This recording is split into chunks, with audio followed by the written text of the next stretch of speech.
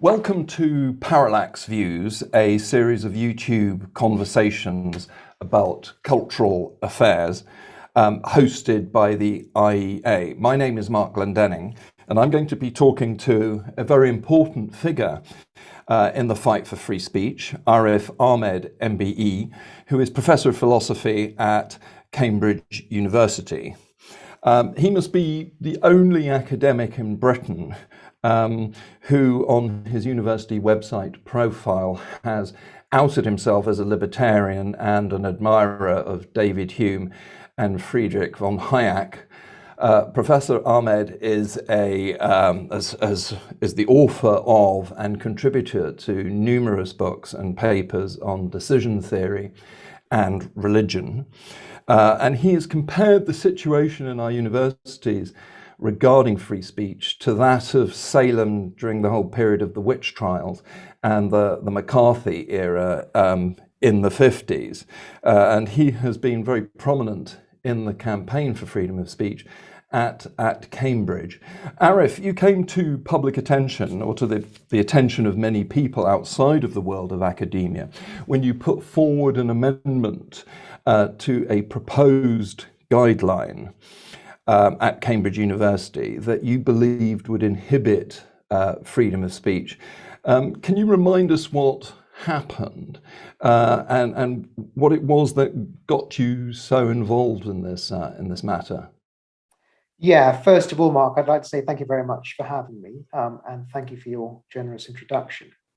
Now, to go on to your question, I think what first got me involved in it was a series of events about free speech that caused me concern.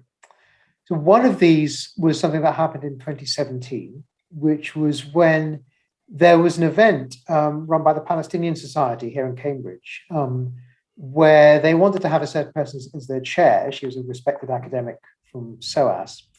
And the university decided that that wasn't appropriate and they were going to replace her with an administrator. And if the Palestinian Society didn't agree, then they would cancel the event. So that seemed to me to be an egregious violation of free speech and free debate on an issue of obvious political importance and one that students ought to be able to discuss freely.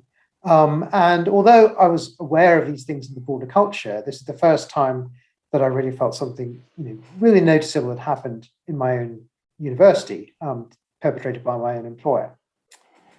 That episode, there was some protest at that episode. The university apologized. Clearly, somebody realized they'd done something wrong, but it didn't stop them because, again, in 2019, there were a couple of other episodes, probably a bit better known. One of these episodes was the sacking of a postdoctoral researcher, Noah Carl, from St Edmund's College. Now, we'll never know exactly why he was sacked because the inquiry that recommended that happen be secret. But we do know that before that happened, there was an open letter calling for his sacking, and the statement that fired him said that the grounds for doing so was not because of anything he'd said, or because of anything he'd done, or even possibly because of anything he'd thought, but because he'd associated with the wrong people. So he'd associated with and collaborated with people whose beliefs could put the college into disrepute. These are issues, I think, around to do with race and intelligence, so obviously very sensitive matters. And it also said that his own research, could encourage, the college to be one they used as an instrument by which to do things that might promote hatred on the basis of religion or race. No, I thought that was terrifying. It's terrifying that somebody could be sacked because of the beliefs of someone they happen to have collaborated with, as though I was going to have to check whenever I collaborate with another researcher, not just what they've done, but what they think. Because if they think the wrong things, I'm going to get sacked. And secondly, the broad wording of the rationale by St Edmund's College, which implies that if anybody writes anything which could be used to generate, hatred towards religion or races by other people, whatever my intention, whatever its actual content, that would be grounds for me being fired. So there was a clear chilling effect in those words. Whether that was intentional or not, I don't know. I rather fear it was, but who knows? But that was an obvious and very serious case. The third And what case, happened? What happened to that individual? yeah. So what happened was that there was a tribunal, and I think it was settled last autumn. There was an agreement, and there was some settlement, and there was a non-disclosure agreement. So we'll never know what came out of it. That person lost his job, and as far as I know, he's never taken up another job in academia. And my expectation is that that's the end of his career. I mean, this was someone who'd published research in the top sociology journals. He was a sociologist. His work had been discussed in The Economist. The Times had an editorial about the value of the work that he was doing. It was, solid mainstream work, extremely good work, probably one of the leading sociologists of his generation, to judge by what I've seen. So it was a serious loss, obviously, for him and to the profession. But as I say, if there was anything more going on, we don't know. And the published rationale that was stated by the college, I think, was extremely disturbing. Yeah, indeed. And then, of course, there was also the Jordan Peterson. Yeah. I mean, that was the other thing. Because he was photographed, was he, next to somebody who was wearing a T-shirt which had some sort of slogan on. I can't remember what it was, exactly. but yeah. Exactly. So Jordan Peterson was invited in the autumn of 2018 to a visiting position, unpaid visiting position at Cambridge. He was going to collaborate with academics here. They had stuff in common. There's things they was going to talk to, a perfectly ordinary part of academic life. Following the emergence of that photograph, which, as you say, was a photograph of him standing next to someone, with an Islamophobic message, or on their T-shirt, it says something like "I'm an Islamophobe" or "I'm a proud Islamophobe," and then various things about Islam. Following the publication of that photograph, the invitation was withdrawn. And the grounds that were stated by Cambridge University for withdrawing it, or the Vice-Chancellor said for withdrawing it, was because he had endorsed, these were his words, he had endorsed by association views that the university didn't itself want to have anything to do with, or views that would prevent, make some members of the university feel victimized. It's hard to know where to begin with the number of things that are wrong with that. I mean, one obvious thing is that there's no such thing as endorsement by the association. If there were, then Stephen Toote, the Vice-Chancellor of our own university, would have endorsed genocide, because he's been photographed, both smiling and shaking hands with the Chinese ambassador. Nobody thinks he's endorsing, wouldn't think for a moment he's endorsing those things, but it shows what a ridiculous claim it is to make. The second thing was, I think that was about what I heard. It was like the 100th person he'd been photographed with that day. He probably wasn't paying much attention to it. Certainly, there's nothing that. Yeah, because they were sort of coming up, wasn't he, doing a sort of book signing thing or something? That's what I heard. Yeah, exactly. At the end of a meeting. Yeah. I mean, he wasn't. And he's hanging so famous. Out in any meaningful Comes sense. To these things, thousands of people turn up, want to get photographed. Yeah. It's it's completely understandable in some ways. And even if it was a misjudgment, there's nothing in what he's said or written that I know that's remotely Islamophobic. In fact, if anything, he's quite sympathetic to religion, certainly more sympathetic than I am. So again, it seemed to be absurd on those grounds as well. And the third issue was, of course, the chilling effect. Again, it's going to mean that if I fancied inviting over Richard Dawkins, let's say, or someone else who was going to say something that might make people feel victimized because of their identity, where that just might mean criticizing their religion, I might have to think twice about that, because the university might step in and cancel the invitation. And I should say that I believe that when it happened, so this is, we're talking about spring of 2019, it was I think it was not that long after the Christchurch shooting. So it was a very tense time. People were understandably worked up about these things. But I think it's one of the things we pay our university leaders for, is to take mature, long-run judgments and to think about the impact of these things in the long term, as well as treating individuals, the issue about treating individuals fairly. And I don't think in that case he was treated fairly. So going back, that's the background. What then happened in 2020, was that in March 2020, the university decided that it was going to introduce a statement on freedom of speech. It was, in fact, an amendment to an existing statement on freedom of speech, which contained passages, material that I thought was possibly repressive. It was badly worded. It could be used in authoritarian ways. And it seemed to me there were much clearer and more liberal alternatives that should obviously be preferred.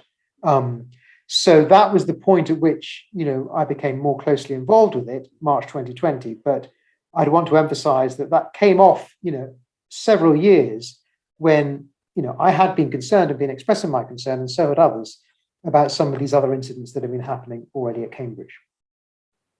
And you won a sort of famous victory. I mean, you got about 87% of the vote, didn't you? You managed to persuade the vast majority of fellow academics at Cambridge to vote for your amendment, which was a positive amendment in support of toleration, wasn't it?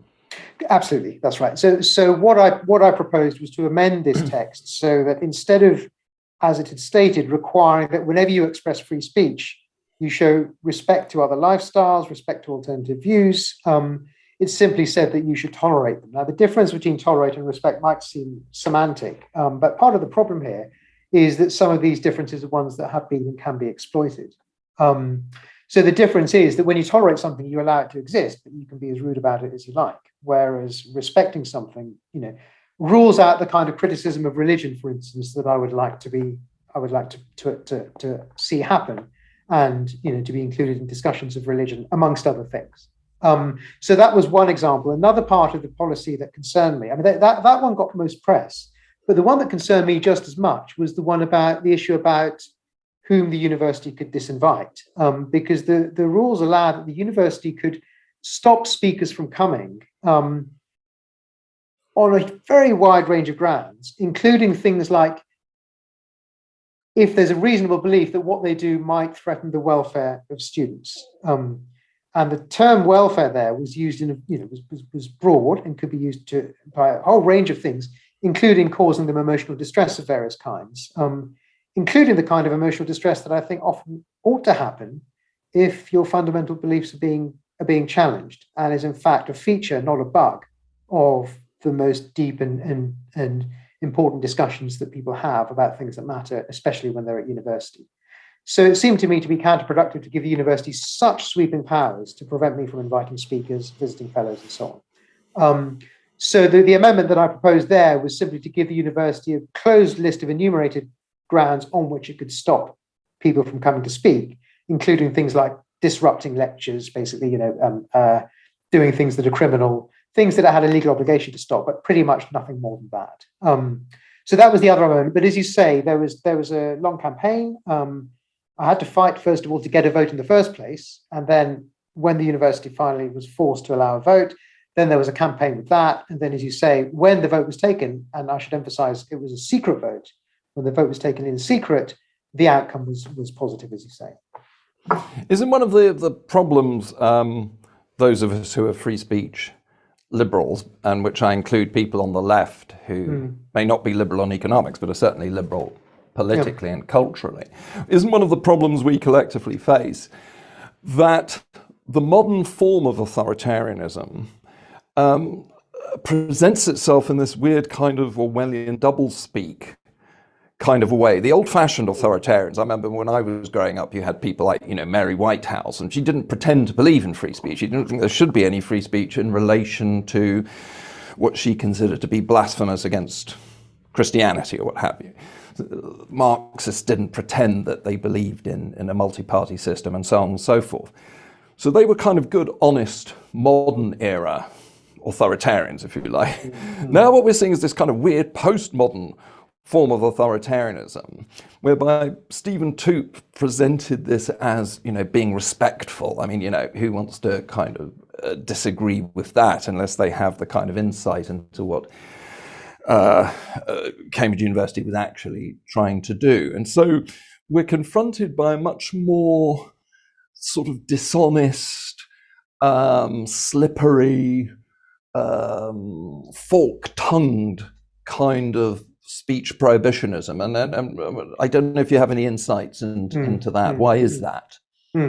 That's interesting. One thing I would say is that it may be that the sort of development of this is a bit more nuanced. Well, I suppose what I mean by that is that there have always been authoritarians and tyrants and so on who have pretended to be supportive of free speech and who have put what they want to do in what seems like acceptable language. So that if you think about, for instance, the sorts of discussions around the Declaration of Human Rights after the war and the way in which the Soviet Union and other Eastern Bloc countries pretended to be or said they were in favor of free speech, It's just they said that the ends of free speech are not served, for instance, by allowing racism or by allowing hatred on the grounds of religion or whatever it is. And I believe there were a number of Soviet bloc countries which included free speech rights even in their constitution, so that actually this kind of forkedness of tongue, and even in 1984, I mean, they talk about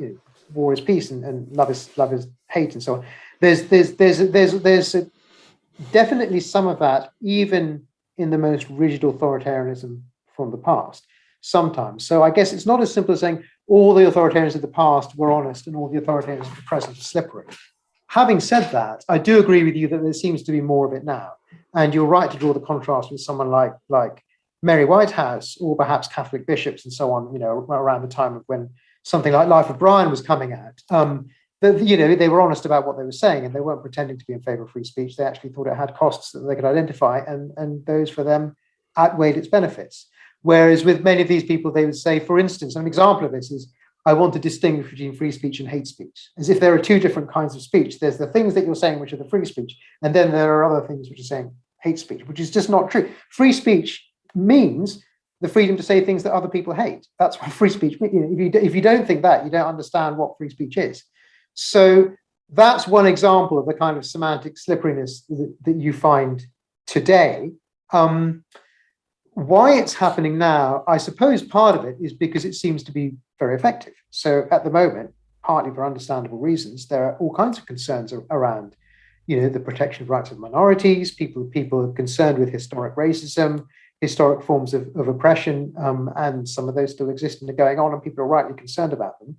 So by presenting this as, contributing to that battle, it's a way in which you can get a certain amount of traction for it. And you can get people of goodwill, well-intentioned people who don't always, see what's behind these things, for good reason. Why should they? They can be brought on side and brought to accept it. The respect tolerance language was actually an example of that. So it was one of those things where I would have conversations with people, obviously highly educated, very intelligent people, where you would ask them first what they thought about it, and they could see nothing wrong with it. And then as soon as you explained the ways in which it might be open to abuse and the evidence that would happen, they would immediately see that was an issue, and they would immediately see that it would be straightforward to change it, in a way that was more useful. So it was the kind of thing where it can slip under the radar of well-intentioned people quite easily when you use this language, and that might be part of why it's useful. People are finding it useful at the moment, certainly in the university context. So there, in effect, there's a whole block of people in between those of us who are free speech partisans, those who are, speech prohibitionists, as I call them, and have firm ideological reasons for holding the views they do. And then you've got a large block of people who are kind of up for grabs, who are sort of fellow travelers, and this kind of double speak language. Yeah, I mean, and actually, I think even amongst the people who are, as you call it, up for grabs, a lot of them are persuadable. That's what I meant. Yeah, they are. You can see it in the vote. I mean, maybe you can also see it. I imagine you could see it in the public reaction to what happened to Kathleen Stock recently in Sussex, for instance. I mean, the impression I got was that there was, widespread and entirely justified public outrage at how it had been allowed to happen, that this person had been persecuted for so long simply for stating her views.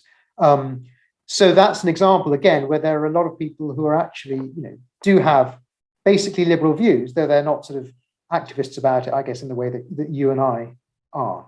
I do think that's true. Do you think it's overstating it to argue that what we're seeing now in Britain, but other Western countries as well, is a fundamental attack upon the values of the Enlightenment? And if so, what do you think sort of lies behind this? I mean, a lot seems to me to have something to do with the way in which the concept of power has become sort of elasticated. The whole sort of rationalist notions of cause and effect seem to sort of be going out the window. And this then opens the door to saying that speech can be a form of other regarding oppression. Yeah, that's interesting. With regards to your first question, I think I would say it probably is true that there's an attack on the values of the Enlightenment, but I don't really think that's an especially new thing. I think the values of the Enlightenment have been under attack since the Enlightenment, in fact, since before then. So if you think about all the ways in which the Enlightenment was attacked, both within, for instance, the French Revolution and after the French Revolution, and the history of Europe afterwards, the tension between nationalist values on the one hand and Enlightenment values on the other, the ways in which it was attacked internationally, for instance, in the 20th century, the flirtation that so many intellectuals in this country had with the Soviet Union in the 1930s, for instance. So disenchantment with the values of the Enlightenment, combined sometimes with failure to understand what they are, is perennial. And my suggestion would be that that's partly to do with facts about human nature, that the Enlightenment is it isn't a natural thing, it's a miracle. It's the greatest thing that ever happened to our race, that we achieved this, that we achieved a point where individual freedom, freedom of speech, freedom of conscience, freedom to form your own beliefs, the scientific method, all of those things that happened in Europe between the Reformation and the French Revolution, to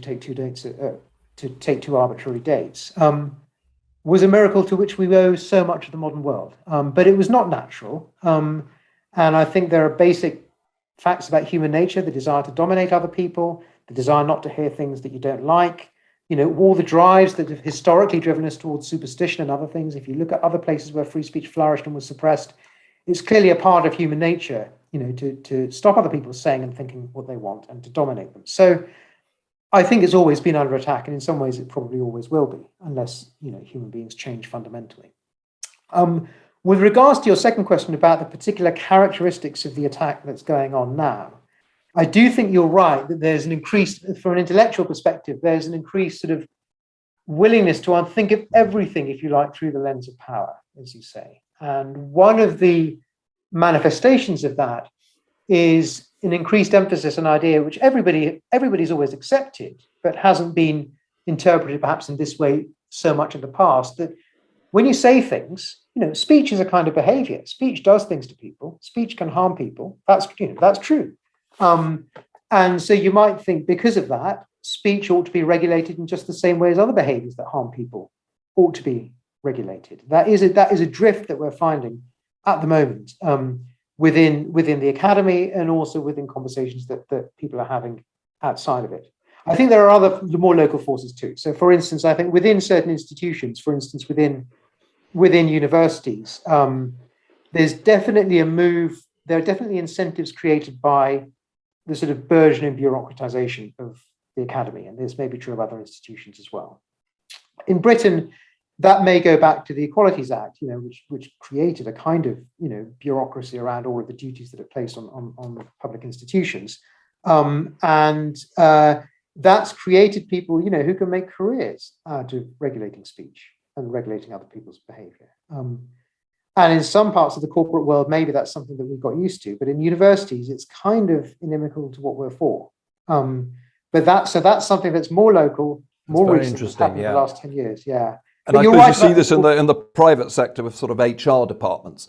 So you're getting these kind of speech commissars sprouting up in big companies and in higher education and kind of everywhere. Yeah, that's interesting. Right.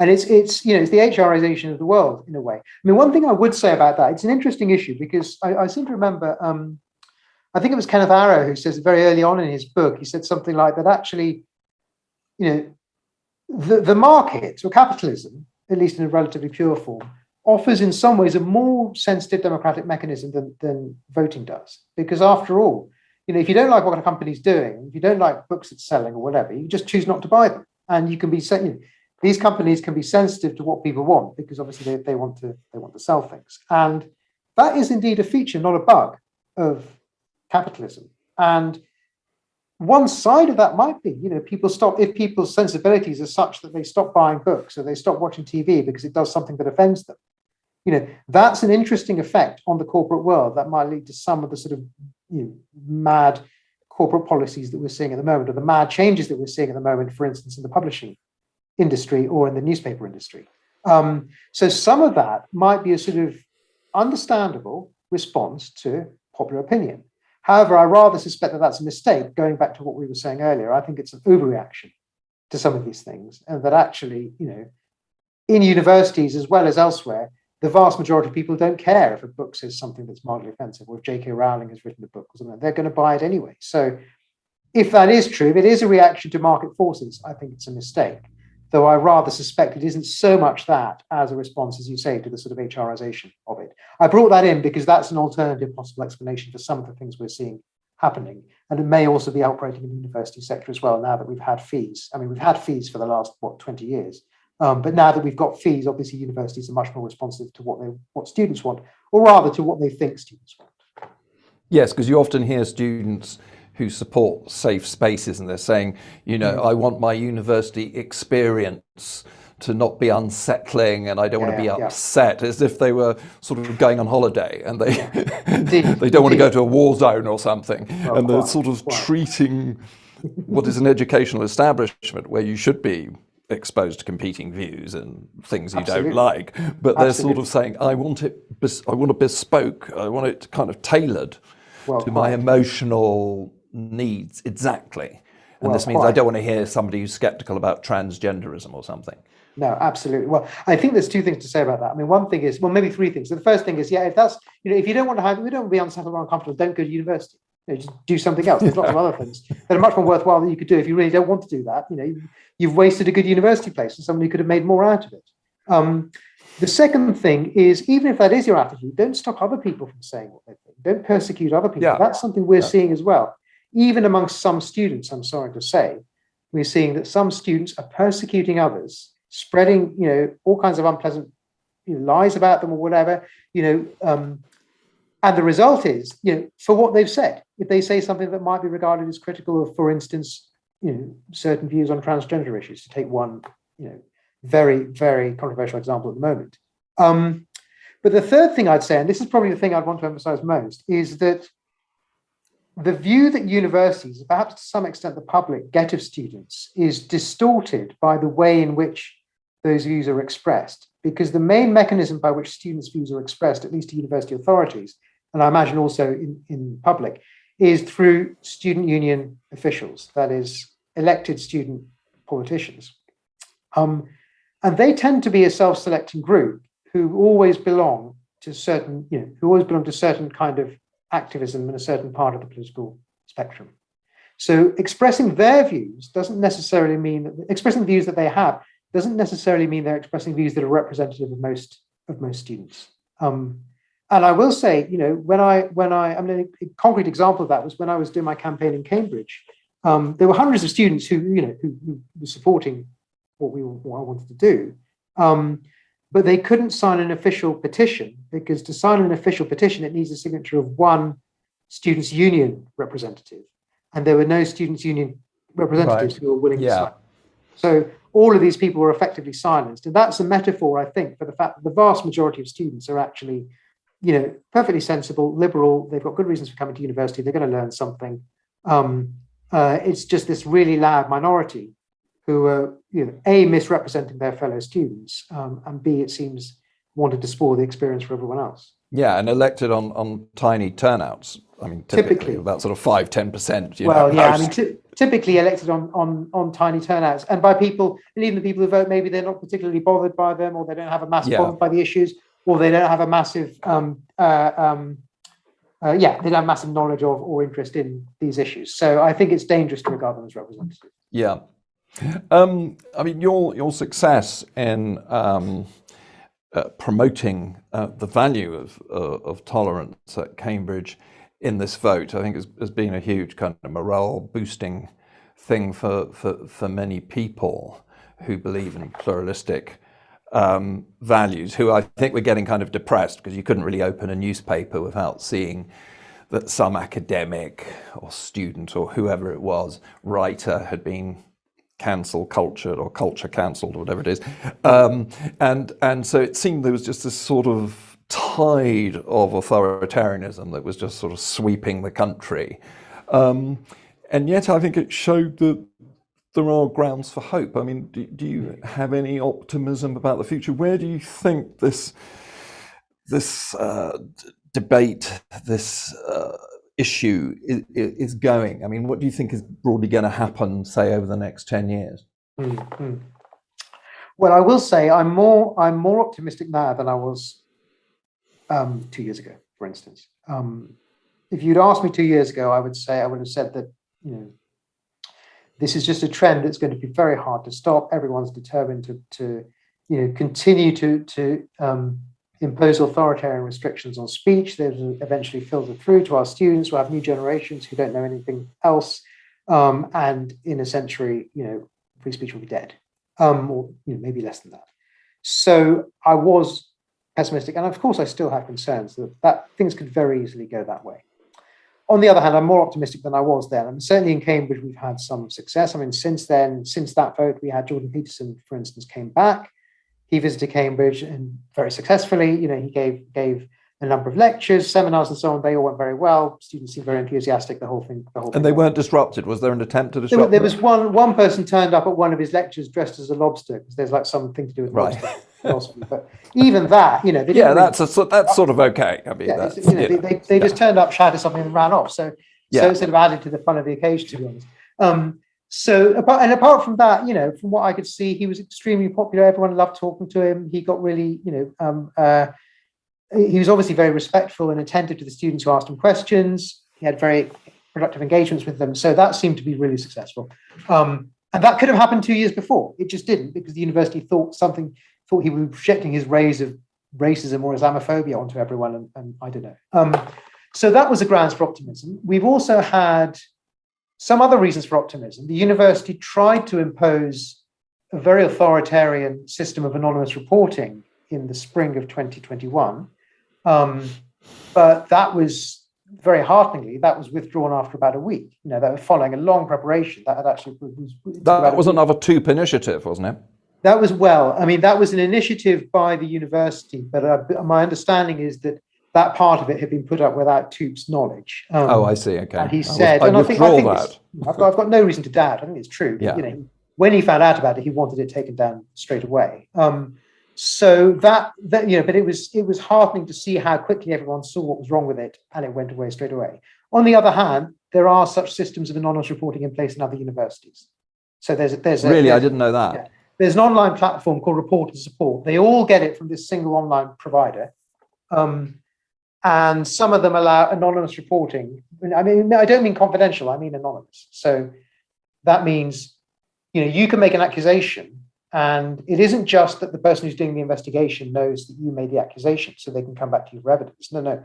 You make the accusation, nobody knows that it was you who made the accusation, and then it might be investigated. Whatever happens, the information that the accusation was made might then be kept on the file of the accusee, who knows for how long for, and might even have to be released to funding bodies. So the potential for abuse, and I don't think you even have to belong to the university. You can make an accusation. Somebody watching this, if you were a professor at a university, and saw you, I don't know, raising your eyebrows at something I said, might say, "Oh, look, Professor Glendening has raised his eyebrows at something Dr. Ahmed said. He's obviously racist," and reported you to your institution. You would never even know the report had been made.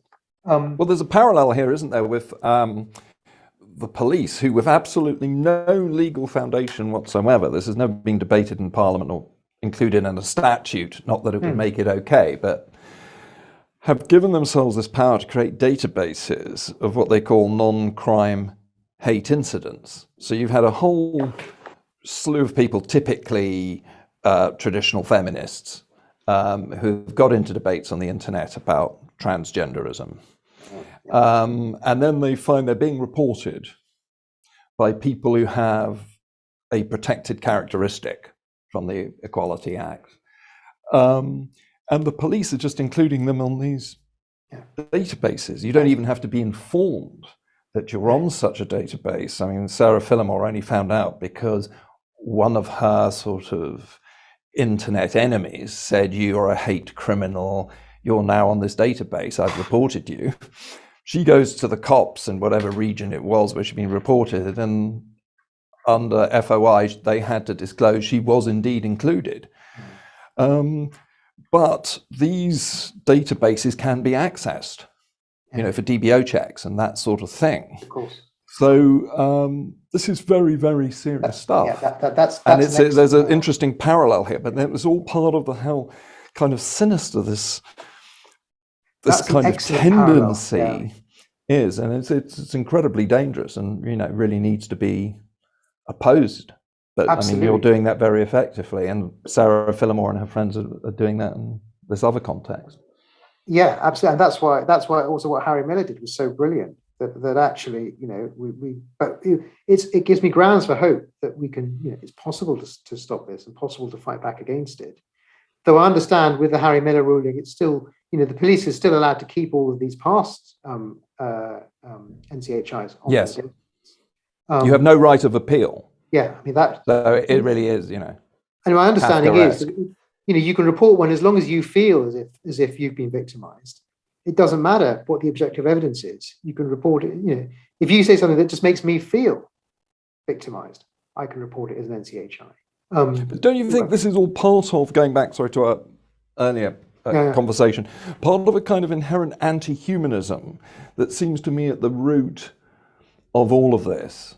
That there's a fundamentally different metaphysical take that people in the liberal tradition have, and people in various types of authoritarian tradition have. And the authoritarians don't really see human beings as being fully human. So this notion that you or I could be emotionally upset simply by being triggered by a particular word or line of argument is really kind of demeaning. I mean, it's basically suggesting we're sort of like small children. We're not really in control of our own mental faculties, and hence their notion also that we can be socially constructed by what other people say. I mean, all of this is an anti-humanistic ideology, which I think is resurfacing. I mean, your point about, the Enlightenment, of course, had enemies in the past, particularly sort of traditional Christians. Then it had fascists. Then it had Marxists, but it now seems to be that this kind of postmodern stuff is a new counter-Enlightenment, if you like. Yeah, that's interesting. Well, I think even within postmodernism, there are different strands. So, for instance, there's certainly an Enlightenment strand in the thought of someone like Foucault, for example. There's, as well as these other strands. So I don't think you can. It's not straightforward sort of. To lay the blame at the door of, for instance, French philosophy or Judith Butler or something like that. On the other hand, you're quite right that there's a different sort of way of thinking about human beings at the heart of many of these approaches. And what you mentioned, I think, is about really denying individual responsibility. Because one of the things that I think I say to my children, for instance, and I think is true and a really important lesson to learn, is that to a large extent, obviously this isn't true completely, and there are plenty of cases where it's not fair to say, but to a larger extent than you might think, how you emotionally respond to something is kind of under your control. And you can decide or put yourself into a frame of mind where you're determined to take offense at everything. And if you practice that enough, you will feel offended by everything. But similarly, one of the things about becoming an adult is realizing that you can control your emotional response to things. And if you're determined that you won't let yourself get upset by these things, you're not going to find, racist comments or whatever, you're not going to let them put you off or stop you, that can be helpful in fostering a different and more robust frame of mind. And one of the problems we're in now is that there seems to be less incentive for people to want to foster that kind of robust frame of mind, and more incentive for them to complain about things. And this often tips over into complaints about things that are either imaginary or so sort of light and trivial that they might as well be imaginary. And that too, that kind of helplessness too, is something that can be learned, and with practice it becomes a habit. So I think part of the danger is that this view of human beings, as well as being a fiction, dangerous fiction, might end up being self-fulfilling, because if you think of yourself in a certain way, to some extent you will become a certain way. I also wonder whether there is, and I don't know if this is your experience, to some extent this has been my experience, that there might be a sort of generational effect. So that, it's not our generation, but the generation below our generation is where you find a little bit more of this, and you find people are more sort of concerned about their own safety, especially their emotional safety. but perhaps the generation below that, things might be different again. So there might be a kind of demographic effect in play here. And if there is, then perhaps, that gives me grounds for more pessimism, because the people who are now from their teens to their 20s, if there's more of this amongst that group, which there might be, then that might be grounds for concern as those people grow up and become more influential and powerful. But it also means that there's an opportunity, because I think now is the time when we can shape the next generation, and we can fight back and remind them of the values that, the values of the Enlightenment that we all need to protect. Yeah, and there may be also a big class dimension to this, that a lot of the people who have this kind of fragility do seem to be overwhelmingly middle class and from the south. I think the more north you go, I know this is an impression, but the more north you go and up into Scotland and Wales, and where people are less precious, less self-obsessed, and maybe there are less people doing sort of studies which are very, very theoretical and abstract and are not actually related to concrete material processes in life. I think this stuff has a lot less traction in Glasgow or Stoke-on-Trent than it does in, say, dare I say it, Cambridge or Brighton. Well, that might be true. I mean, certainly one anecdote that sort of illustrates the class distinction that you're rightly getting at, I think, is the issue about a Cambridge College porter I think it was in November 2020. So this was someone who, he was a porter at a college here. So porters, as you probably know, college porters, as you probably know, they're people who work for the college. They do a whole range of practical activities for the college. They man the front gate. They help students out in all kinds of situations. They're the kind of lifeblood of the college, and they're brilliant. No university college here could function without them. Often, there are people who are sort of ex-policemen or ex-army or ex-prison staff or something.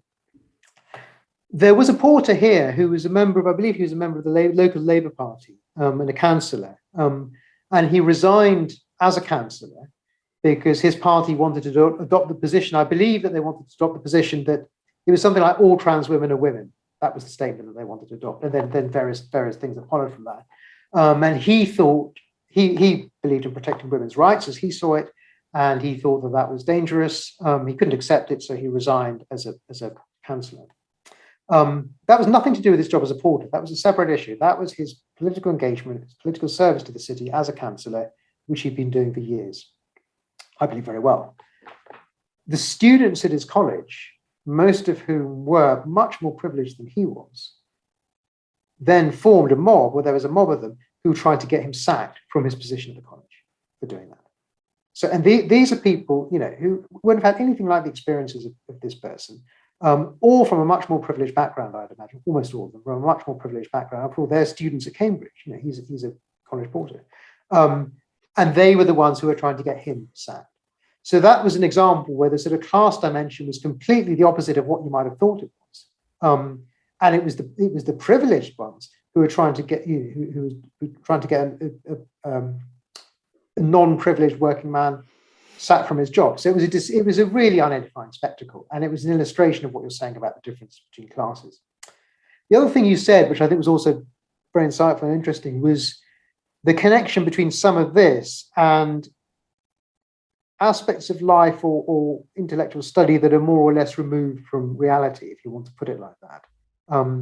And you might think it's not an accident that some of this flourishes, some of this authoritarianism, especially in academia, tends to flourish in departments where, I mean, to put it politely, the sort of very abstruse theoretical speculations, perhaps, can flourish for a long time before they meet sort of empirical testing or empirical discipline.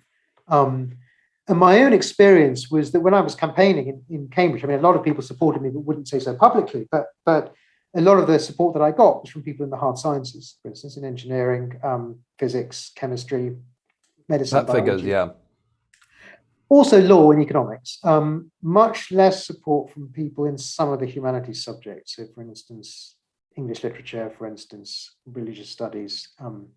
Actually, religious studies is an interesting case, but English literature and history, for example. Now, those are, of course, good, solid, traditional disciplines, and there's a great deal of extremely valuable work being done in them. But there is also in the academy quite a lot of highly speculative work, which sometimes, I'm afraid, even shades into political activism.